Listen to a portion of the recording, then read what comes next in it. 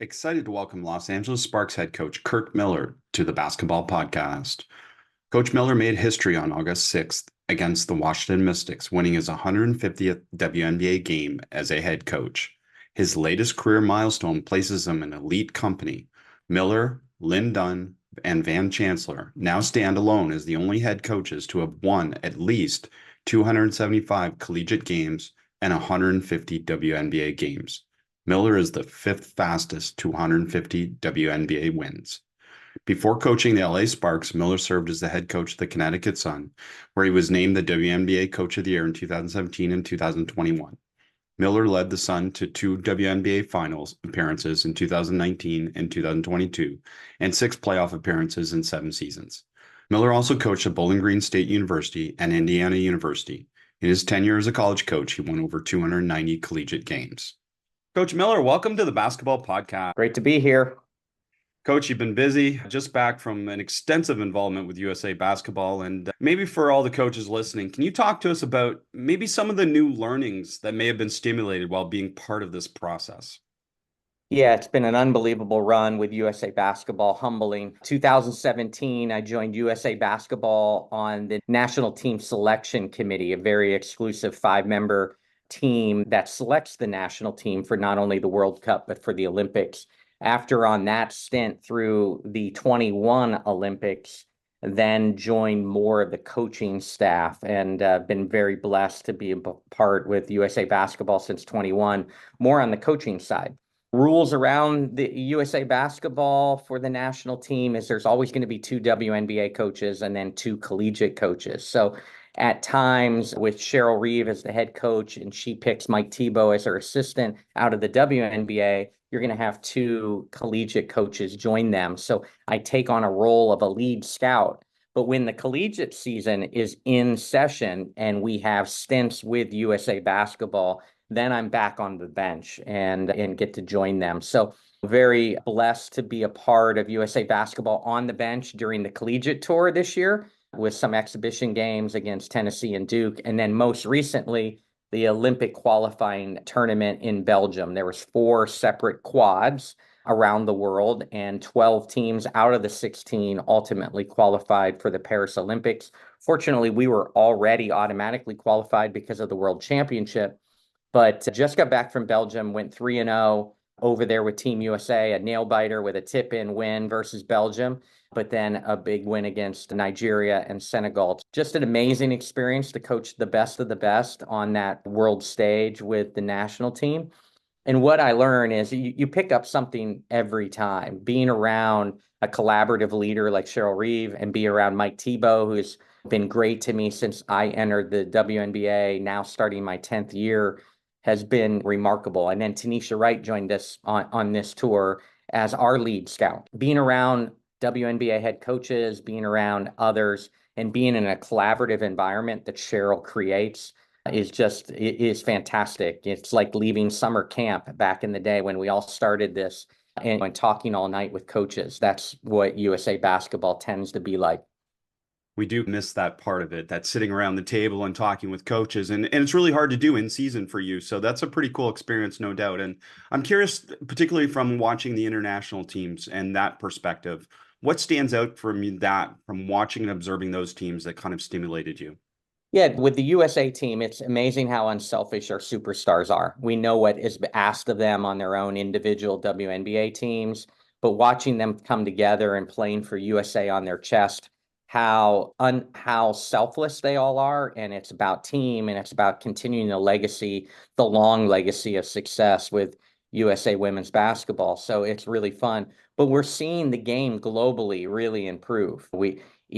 Belgium's crowds were amazing, over 14,000, and just tremendous. I think the largest women's attended sporting event in the history of their country came out and was there that night. It was so loud.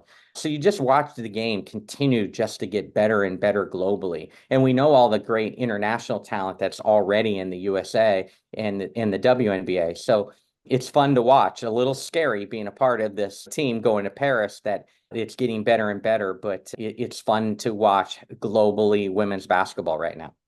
I mentioned your unique place in history, 150 plus WNBA wins, and then 275 plus collegiate wins, puts you with three other coaches. Incredible achievement. And I'm curious from that perspective, you've coached at both the collegiate and professional levels. So, how has your philosophy adapted across different contexts and talent pools over those years?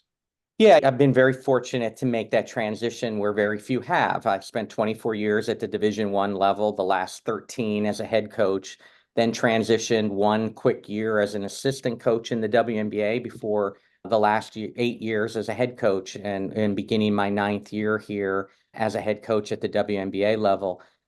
I made my name at the mid-major level. So my heart's still back in Division I mid-major basketball. I have a great appreciation for my players and coaching staff that made Bowling Green such a special place. The differences going from the collegiate level to the pro level is our cadence of games is really difficult in our league at the pro level. I love coaching. I love teaching. So I'm one of those guys that loves to be on the practice floor. It's hard to practice in the WNBA level. We have a cadence of games this year that's unprecedented coming up in the 24 season. For example, we'll play 9 games in 18 days in 7 different cities, flying commercial, remind you. It's difficult to practice, and you have to manage rest and recovery.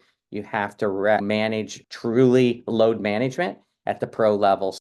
You manage players differently. It's a little bit more transactional at the pro level. Obviously, I was wired weirdly. I loved to recruit back in the day at the Division I level, and it was years invested. I did not get to experience the transfer portal. Some would probably tell me I'm lucky, but I missed the speed dating recruitment. It was truly years of establishing relationships. So when you got players at the collegiate level, you had years invested into relationship building, and there was a trust factor. You could coach them hard. I am a coach that coaches hard. And those relationships were grounded in years of work behind the scenes with each other. Pro level, that you're not on the practice floor as much. You don't have that built-in recruitment. It's a little bit more transactional. It's their job. They come and do their jobs. They're tremendous people. They're tremendous players. They're the best at their craft. But they go home and they have their own lives and they outside of it, and you support them that way. And so you build this culture the same way. You build families the same way in the locker room, but it's more transactional at the pro level. And especially when I was in Connecticut and wore the dual hat as both the head coach and the GM, makes it interesting. You get that complaint by the agent to the GM that coach doesn't know what they're doing. And I would have to tell that agent, I will make sure that coach knows that he doesn't know what he's talking about, obviously wearing the dual hat. But it's been a great experience for me, and I'm very honored to be a part of the WNBA. Thanks for sharing that. That's great insight in terms of those two different places that you've coached. And you mentioned a love of teaching. And I'm curious, you mentioned the cadence of games and how quickly they come at you. So at the WNBA level, how are you fitting in the teaching? Is it film? Is it on court in terms of walkthroughs, or is it extra sessions? What are you doing in terms of getting that teaching across? Yeah, I appreciate the question there. Certainly, I'm a film heavy guy, and my players in the WNBA would roll their eyes right now because we talk a lot about mastering the monotony. And I'm a film watcher every day with these guys. Sometimes it could be 5 minutes. They would laugh at that. Sometimes it's a half an hour, but we watch film every day. And it's part of a specific plan because we know we can't always have the duration or intensity of practices to learn that way. So I'm always challenging them. There's other ways to learn. And for us, that's a lot through film. And I take a lot of pride that way. I believe you have to be creative at the WNBA in how you teach because of that duration and intensity that can't happen every day. So film work is important to us. I truly believe I'm the most scout heavy coach in the league. And we take pride in that. It's something that I'm unapologetic to our franchise, to our players, to my staff, that we are going to do a bunch of film work. Love film work. A lot of coaches love film work. I'm curious then, within, say, let's say you're doing a 30-minute session, what are you doing to foster deeper learning within that film session?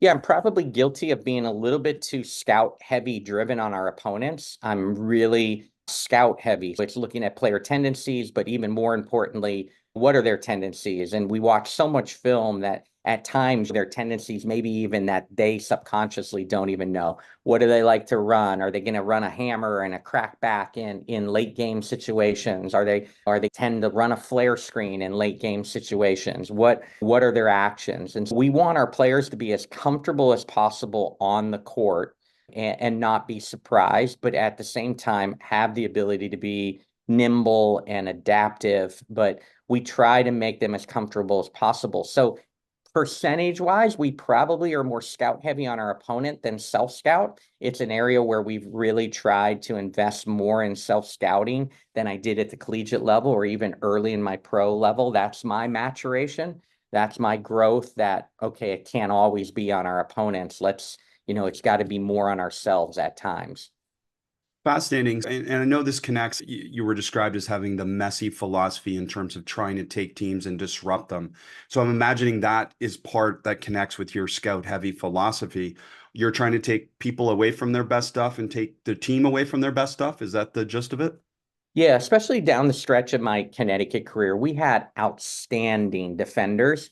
We were an elite defensive team, and Alyssa Thomas led that group as one of the best defenders the league's seen. But we also had Jasmine Thomas, who is a good guard defender. We had rim protection in Jonquel Jones. We are drawn to really smart players because I do like to watch film so much. I'm drawn to smart X's and O's players. And our Connecticut teams were very elite when it came to X's and O's IQ. And so we weren't the most talented offensive team. We didn't have some of the firepower that a Vegas had down the stretch, some of the teams we played. So we talked about making it messy. We tried to talk about how physical we could be, how much we could disrupt and dictate with our defense, which would create some easier offense. We didn't want to get into a shootout at times with some of those Connecticut teams. So in some of those playoffs in the 21s and the 22 championship series, we wanted to make the game a little messy and disruptive and try to dictate with our physicality, dictate with our disruption was a really important philosophy. Brought it with LA. Again, thought we overachieved with a crazy year that we had injury-wise. And again, walked into a situation where we had Jordan Canada and Nneka Ogwumike and two outstanding defenders. And once again, post All-Star break, we had the #1 defensive team analytically in the second half of the year last year. And that just a credit to those guys of mastering the monotony of all that film work, all that work in year one to really believe in what we were trying to do defensively. You mentioned the monotony, and I'm sure there's like every player in the world would say that about film sessions to a certain extent, but also they understand the value of it. So I'm curious if you've ever done any type of player feedback sessions about what they've found the most value from the film sessions that have helped them play better. Yeah, I think at the pro level, and one of the things that you have to guard against, and I could still to this day be better, and is allowing their voice, having it peer led. The WNBA best teams are peer led. There's outstanding coaches in this league, but when you have a peer led locker room and peer led decisions, I micromanaged. It's funny how it's come full circle. I was known as an offensive coach at the collegiate level, and everyone wondered, can he coach defense? And I used to get defensive going, I think I'm a pretty good defensive coach. We're winning all these conference championships. And so I would get defensive. And now it's flipped, and everybody talks about what a great defensive coach or defensive teams we have, and everyone questions if I can modernize the offense. And I still think I'm a pretty talented offensive coach. So get the defensive. But one of the things at the collegiate level is I called a lot of plays, tons and tons of plays. We had a huge playbook. We had buckets where we like counters. So if they're going to do this, we're going to do these 2 or 3 things. If they're going to do this, we have a bucket for that. And, really teaching it. But if the players at that age feel it or didn't feel what we should be doing, you micromanage the game. You called a lot of plays. At the pro level, I call way less plays. And I call way less plays now than when I did when I first got in the league. It goes back full circle, that peer-led and peer decisions. You got to trust your point guards. You got to trust these players are going to make good calls out there. And so at times the game flows up and down and you don't even call play. You've prepared the team. You've prepared these incredible players to peer led and lead out there and allow themselves to dig out of some rough stretches and trust them that it's not always going to be managed with a timeout. You got to trust them. It goes back to film session. Some of the best film sessions are when they speak, when they stop you in film and talk about that. Or a coach could be in the midst of, we believe we've spent hours and hours behind the scenes preparing for this team, and we believe we should do this. And you have one of your leaders step up going, Coach, what about if we don't do that and we do this? And you realize what? They're probably right, because that's more comfortable to them. No matter what I would say or my assistant coaches would say, if they're more comfortable guarding an action differently than maybe what we spent hours discussing in the coaches' offices, you go with that because they're the ones that are adapting. They're the ones that got to feel comfortable on the court. So I would say that is hugely important, that you have an environment where the players feel empowered to speak and not be afraid to give counter suggestions. And it can lead to some uncomfortable conversations. It can lead to some uncomfortable conversations, and we have to agree to disagree. No, this is the way we're going to do it. Or there's at times where the players are absolutely right, and we're going to go with what they feel. Connects back to what you said about a collaborative process that you valued about being part of USA basketball. So such a great point there about peer-led team. And you said something else that I want to build on a little bit. And you said you're a coach that coaches hard. And of course, in these modern times, we wonder what that actually looks like. So can you share a little bit about what that means to you now? Yeah, like I'm guilty at times of being a little bit of a perfectionist. It is my life. I don't do much else. Everyone asks me what my hobbies are, and my hobbies are watching more basketball. And I'm guilty of that. And so I have a little bit of the perfectionism in me. And because of that, I can be demanding. I can strive for perfection. But I think at any point, at any level that I've been, if the players know that you care, if the players know that you care, they'll run through the wall for you, and they'll be in the trenches with you. When it becomes a little bit transactional and you try to coach hard is where, the difficulty at times lies, because they wonder, do you really do care for them as people? And you've got to make sure that they understand how much you're going to support them and care for them. And they're not just a basketball player. There's so much more.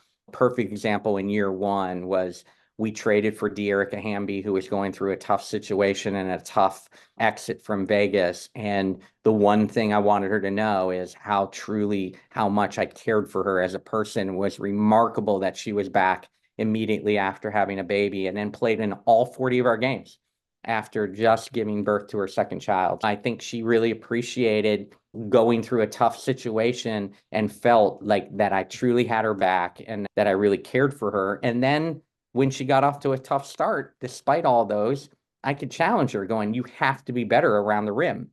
And she knew how much I was caring for her and wasn't speaking anything that was out of line. And she could look at me and say, you're right, coach, I'm going to be better around the rim for you.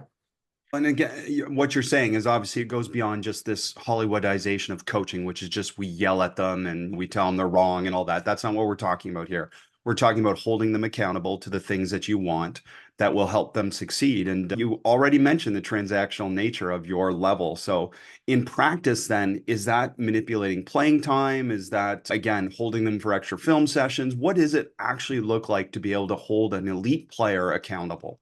Yeah, I think everybody's a little bit different. At times, you don't have the opportunity for a long drawn out one-on-one. So it could be a one-on-one on the sideline in a practice situation. It could be more stop and talk in generalities to everyone. Like, hey, she just did this and we can't have that type of turnover, but we're all guilty of that turnover. We've got to get rid of that turnover, or we can't give up this second opportunity here. Do we understand that if New York gets this offensive rebound here, that Sabrina Ionescu is going to get the outlet pass and she's going to make a three on us?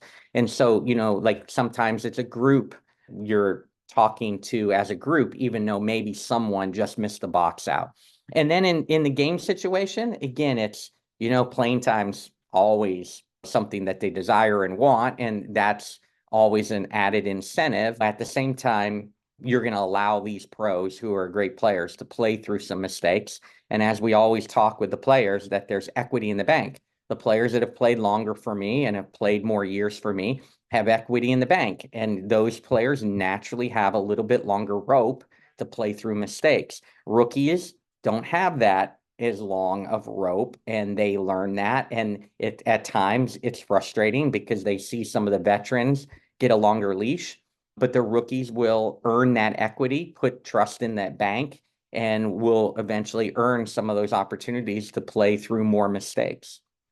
I really appreciate you sharing some of these deeper kind of understanding moments for us as coaches. And a lot of coaches, by the time this podcast releases, a lot of coaches will be through some transitions, whether it's like moving on to another job by choice or not by choice. And you recently went through an organization change after a lot of success in another organization. So I'm just curious from that perspective, maybe what are some significant developments that you've made in your coaching over the last couple of seasons as you've gone through these transitions? Yeah, I had reached a point where I had an unbelievable run in Connecticut, unbelievable support from management. I was working for a great boss at the time at Jen Rosati, but I knew in my heart, I looked around that locker room. I affectionately called ourselves the Buffalo Bills of the WNBA because we were so close 4 years in a row, but just couldn't hoist that final trophy. And I knew that they probably at that point needed a new voice. We were going to continue to win a ton of games, but we all wanted it. Coaching staff, the players, the management, everyone wanted that title so badly for Connecticut for the first time. Such an unbelievable state and fan base for women's basketball. We all wanted it so badly that I knew that it was probably time for a new challenge for myself, but also a new voice for Connecticut. And Jen Rosati was great. She didn't want me to leave, but she understood and gave me permission to talk, opportunity to speak with all three. I walked away from an incredible offer because I just really believed in what LA could be. I started my pro career the 1 year as an assistant in LA. I looked at it as a new challenge. I've had some great experiences building teams, and LA was certainly in a build mode. And so I took the leap of faith. There's not great security at the pro level compared to the college level. So I knew the risk that I was taking, leaving such a stable environment and what we could be in Connecticut. But I really looked at it as a fun new challenge and excited. So I know collegiate coaches are going to be entering that season. Do you stay? Do you go of your own choice or not? And what that next step looks like. And while a little bit scary, I looked at it as an unbelievable opportunity to build a franchise that gave me an opportunity to transition into the pro game in such an amazing city and a place where I think free agents in the long run are really going to want to be. And so I'm really excited about being with the Sparks and trying to build them back into a championship team that they've been before and one of the best franchises in the history of our league. I love it. And one of the things that we talk about sometimes is that when we do change like this, that it gives us a chance to be a little bit freer in terms of doing things differently. Whereas we've gotten those routines or these different ways that we've done it at a different place, at this new place, maybe we have more freedom. So I'm curious, is that something that you've experienced a little bit in terms of being able to do some things maybe differently that you wanted to? For sure. And then you're a creature of habit, especially when you've had success as a coach, you still have your non-negotiables and you have your creatures of habit. I believe in our defensive philosophy. It's worked at the pro level. It continued to work at the pro level, even in our first year, despite all those injuries in LA. But what's fun for me is to truly continue to modernize basketball and how we become more five out, how everything trickles down a little bit from the NBA and a lot of the same spacing and philosophical approaches to a five out positionless basketball. So starting that trend, I'm a ball screen coach, was a ball screen coach long before it became popular. Fortunately, got to coach Becky Hammond in college back in the day, and we just wanted the ball in our hands and we were going to ball screener everywhere. When I took over as a head coach in 2001, before people talked about ball screens as much as we do now. I was a ball screen coach, always have been, and it's translated to the pro level. So while I'm still never going to go away from being a big time ball screen coach, it's fun to modernize. It's fun to have open post. It's fun to have 5-out offenses. And the freedom for me is looking at it more and trying to draft towards it, trying to bring free agents that play in this more modernized basketball style. So it's been fun, and it's been a good growth area for me later in my career.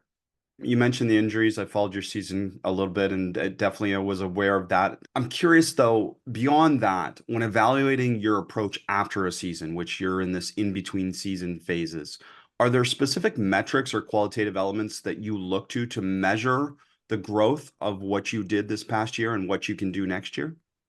For sure. And analytics play a big part in that, but you can get lost down the rabbit hole of analytics too much. And like someone tell me what the hell this means when you go down too far down the rabbit hole. But analytics play a part of that. And then just reevaluating what you did well, where were your growth areas? And simple areas for us was we knew we weren't a very great, we weren't a talented offensive rebounding team. And also, while we had the number one analytic defensive team after the All-Star break, we dictated and disrupted and created a bunch of turnovers and had players in the top of the league in steals. We weren't a very good rim protection team. So we really had to get back to work on, were we in rotation too much, trying to play this aggressive gambling style of disruption and dictation. And because of that, we got caught in rotations and we weren't a very good rim protection team. Or do we just need more rim protection? And our rotations were fine and our schemes were fine. So you have to analyze all that, because sometimes analytics you can make numbers say whatever you want to say. So excited to dive into that and try to get better. And it's hard because I didn't get to coach the team we had envisioned coaching. We missed over 200 games with players' injuries. We had 18 different starting lineups in 40 games, the most in league history. And so I'm really proud of what we did. And even though it didn't lead to a playoff opportunity or a playoff run, we really established some great things in year one in LA and look forward to our future. You mentioned being a ball screen coach, so I'm curious, who and how do you decide gets to run the ball screens? Because we know that ball screens are not an equal opportunity thing, but you have an incredible amount of talented players that potentially could be effective in ball screen. So what helps you decide who's most effective? Yeah, I think it's matchups. I think it's who gets hot. I think it's where our team's better defensively. There's some teams that are really talented in our league at icing. And when you get on the sideline, it's hard to get the ball swung from side to side. I'm a big believer you got to move the defense in order to have good offense, and teams, there's some teams that really ice you well. And it's hard to get off the sideline once you get the ball there. So our continuity side ball screen might not work against some teams. And then other teams, it's really, you want the ball inside pick and roll and continuity pick and rolls that is equal opportunity and everyone's trying to attack. And then sometimes it's what we call the tunnel, and it's down the lane lines, and it's more middle ball screen and high ball screen sets, and you're getting your wings in the corners and you're really trying to create spacing, and you're in the middle third of the court where you're working ball screens. So it's matchups, it's schemes by opponents, and you get a feel for maybe where on the court you can have more success and what can hurt certain defenses. That's always the fun part. It's what I love the most about coaching is the chess match and the adjustments in the game. And what does that look like? We have what we do that we like. We're not going to stray from it too far, but in the game, the subtle things of what they're doing, how can we do it? How can we create matchups? How can we get the defenders we want defending us? And that's just strictly speaking at the offensive end as part of our ball screen schemes. I love ball screen too. And I know one of the debates that sometimes they get into with coaches is, do you get direct to the ball screen or you do movement prior to the ball screen? Because both have advantages and disadvantages. Yeah, for sure. And there's the debate. Last year, with all our injuries on paper, were we a little bit less talented? Did you want more action before you got on the ball screens because you shortened the game, you shortened possessions a little bit? Do you want to raise possessions when you have more talent than people? I've been on that end too, where we just thought in Connecticut we had more talent than people. So let's raise the level of possession. So let's get into this. Let's not mess around with a lot of false action. We call it point of attacks. In a 24-second shot clock, there's only so many point of attacks that lead to scores. And that can be ball screens, that can be pin downs, flares, it can be different type of screening action. But we call those points of attack. And there's only so many in a 24-second shot clock. So both at the offensive end, can you be productive in your point of attack? If you start later with false action to a scoring point of attack, if it doesn't work, can you get to an effective next action where maybe you're into a point of attack early coming out of transition into secondary offenses, or you're moving quickly into your first point of attack? Maybe now, if you don't get a scoring opportunity out of that point of attack, you still may have another one, maybe two more points of attack that because you started sooner in your offense and not maybe had some of that false movement. So it's always a great discussion.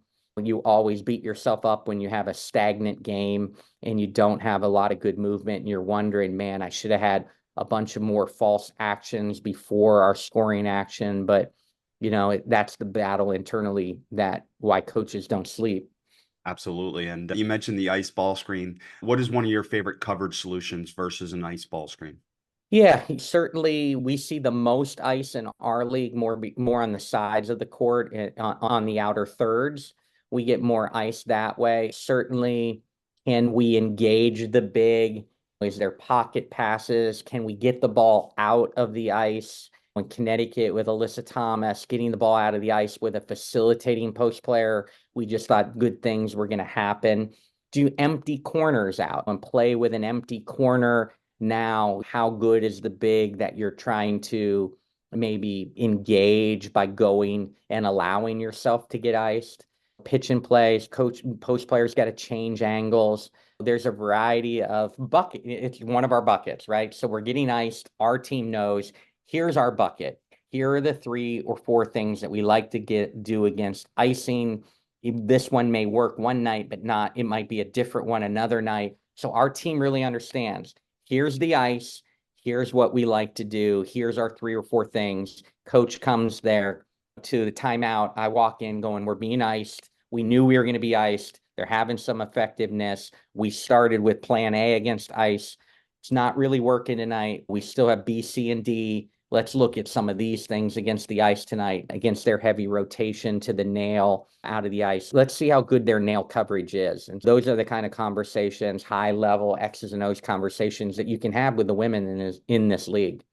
We love those conversations, coach. That's when the fun starts, when we start getting into your bucket and talk about those things. And in terms of switching, obviously coverage solutions versus switching. In the women's game, it appears that still the interior matchup is a really effective way to be able to attack switches.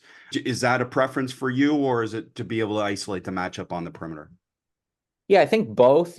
I've been blessed with amazing post players. So if we got switched in Connecticut, you had Jonquel Jones, Brianna Jones, Alyssa Thomas, just to name the post group. And so we were, Cheryl Reeve calls it a U-turn pass. It's the snapback pass and maybe inside before they bring size to the rim, or maybe before they're able to bounce the guard out of guarding the post player.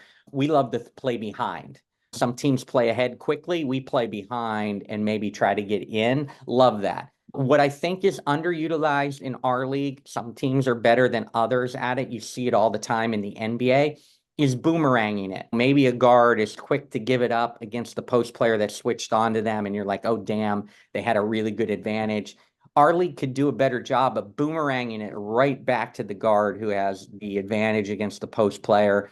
And now do you have a post player that can go get a piece of the paint? Can they go create their own shot? Can they create shots for other people? I think our league can get better at that. Like, again, it's player personnel driven.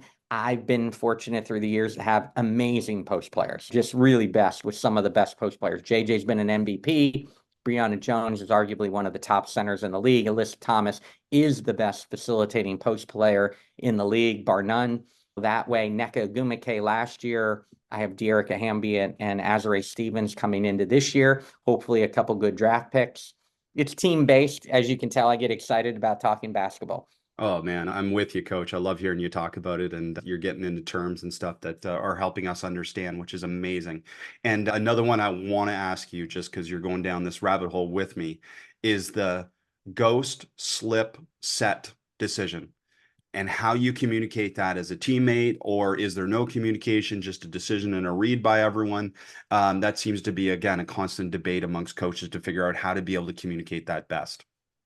Yeah, I'm not sure we have any triggers that are earth-shattering or anything that we could share that way. It's getting used to playing each other. It's getting used to understanding our philosophy on why you would ghost and when you would slip and what kind of coverages we like to slip at times more than finish the screen. I'm a huge advocate of screen angles. I think it's the most under-coached thing with ball screen coaches that are out there. They just go set ball screens. Like, all right, we've got, this is our target place with this guard because we want this guard to be chased over the top. We call it hostage dribblers. We have a couple really good hostage dribblers keeping people on their back. So we want people to go over top with them. We have some players that don't shoot the three very well. Like, we got to get intentionally low. So they have to go way under to get under. So in screening angles are a big conversation for us. And then the ghosting and slipping, there's philosophical reasons why we use them and against what defenses. But I love the fact that ghosting has become such a big part of our game and spreading it out. And I was very fortunate with the Bowling Green success to be where I'm at today because of the Bowling Green success. We had post players who could pick and pop. And we weren't ghosting back in the early 2000s. We were picking and popping all the time. It gets to the same philosophical, really spreading. It's really hard to guard. Ghosting to the three-point line or picking and popping post players, really hard to guard. So I love that. I love that philosophy. But what you're seeing more and more, coach, is the guard-to-guard ghost. The guard-to-guard ghost is a very difficult action to guard. Do you catch people making a mistake on a switch? Do you catch people thinking they're going to switch and you get the guard going downhill off the ghost? We've seen for years, like late in shot clock, post players always run up to be the ball screener, late in clocks. It's just what it is. Run up that damn post player. I challenge everyone, think about late in clocks running up a guard into a ghost or maybe a guard to guard ball screen.